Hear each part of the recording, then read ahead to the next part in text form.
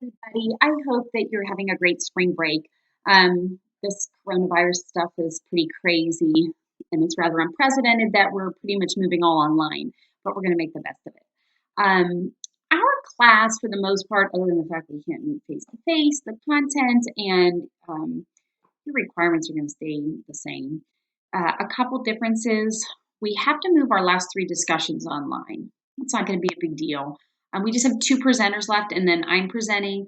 So I'm going to ask that the two presenters record a very small, informal video. You can use your integrated webcam like I'm doing here. You can use Screencast-O-Matic and pretty much not even show yourself, but have a narrated discussion of the key parts of the chapter, ending with some type of probing question so we can engage in a discussion and then post that to the discussion board in Blackboard.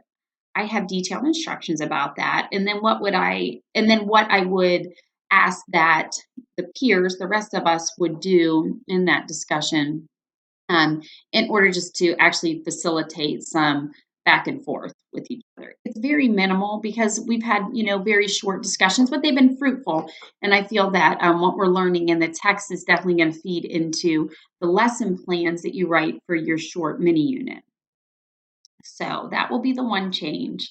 Obviously, we're not able to collaborate in the classroom, and the problem solving techniques that we're going to go over in the text, they are very collaborative in nature, but we're going to make the most of it, and it's going to be like you're collaborating just with me, since I will be filming and walking you through the problem solving techniques that are in the text. I do ask that when you're watching the videos, it can be very easy just to go from the problem to my solution, but you might take some time to work out the problems. You do have all the skills to do this.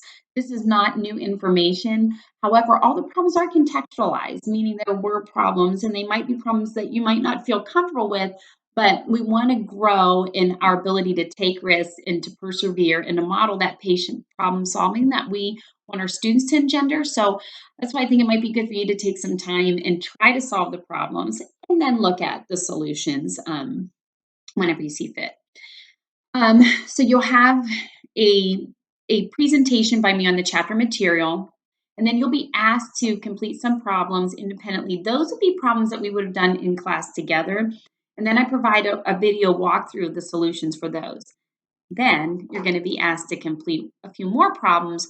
Those would have been ungraded homework problems that you would have completed during the week when we would have between our two face-to-face meetings, and then we would have reviewed the solutions. Again, you don't turn them in class. So I'm asking you to complete them on your own so that you have them done, and then you would look at the answers that I'll provide to you on the following Monday. There's going to be a specific spot on that left toolbar that says homework solutions, and I will provide my worked out problems there.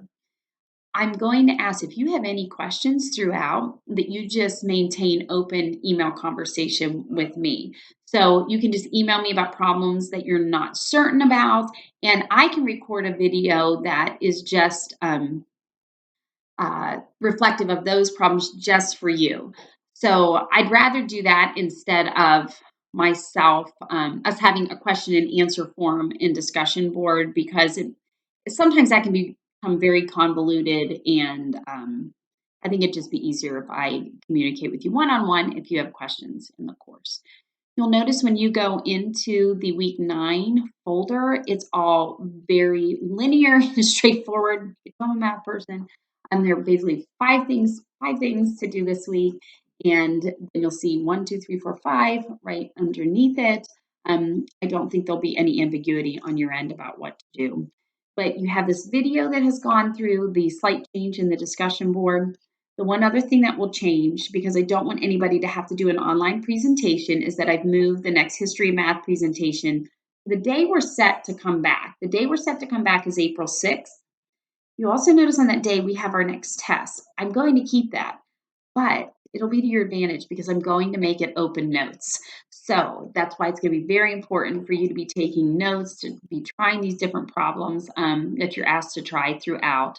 And those will be just the two things that we do when we meet face to face again, hopefully. Please, dear Lord. But that is everything. Please make sure that you print the new revised calendar, that you look at the discussion board instruction handout. And for most of you, that'll just be, what do I do to engage in this discussion? Because as I said, there's just 2 students left presenting and then myself, and then we're done with that aspect of the course. That is everything. If you have any questions, shoot me an email and I will see you in Blackboard.